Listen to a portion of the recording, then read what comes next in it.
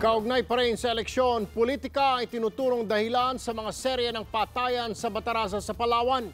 Kaya naman nangangamba para sa kanilang kaligtasan ng ilang residente, pati na mga taga-suporta ng ilang kandidato doon.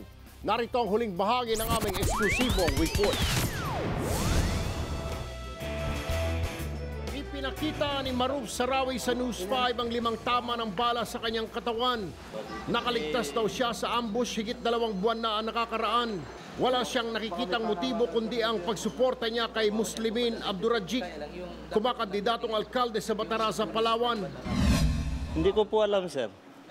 Yun lang, hindi ko alam kung anong kasalanan ko sa kanila. Iniulat kahapon ng News 5 na aabot na 10 ang napatay nito lamang Abril sa Bataraza. Hinihilalang may kaugnayan ang mga patayan sa lugar sa darating na eleksyon. Sa nangyari kay Sarawi, nahihirapan daw ngayong mangampanya si Abdurajik dahil sa takot para sa kanya at mga supporters. Umiiwas-iwas ho tayo. Hindi na ho normal yung kampanya natin. Mga kalaban ni Abdurajik ang dating mayor ng Bataraza na si Abraham Iba. 3 termino naging mayor si Iba at ipinasa sa asawa ang kanyang pwesto.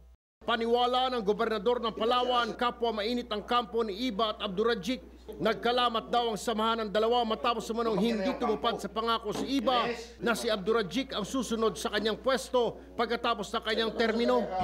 Itong dalawang partido talaga, dati itong magkasama. Pinaghiwalay mo ito, kaya pagpunta ko doon, tawagin ko silang dalawa. So kung maaari, tigilan na nyo yan. Nakaschedule na sana sa interview sa News 5 si Iba nitong Biyernes, pero bigla siyang nag-cancel matapos daw na ma-ambush ang kanyang kotse habang papauwi ng Bataraza. Wala namang nasugatan sa ambush. Tumanggi rin sa panayam si Iba kahit sa telepono para sa kaligtasan daw ng kanyang pamilya. Todo bantay na ang mga otoridad sa Bataraza habang tuloy ang investigasyon sa mga patayan sa lugar. Sinma ng mga taga-Bataraza ang pagbabago sa kanilang lugar ay wala itong magawa. Dahil habang kontrolado raw ng isang pamilya ang politika doon, ang inaasam-asam nila na pagbabago ay tila isang panaginip na lang. Umaaksyon mula rito sa Palawan, Erwin Tulfo, News 5. Be sure to come back. Use 5 everywhere. Copyright 2016.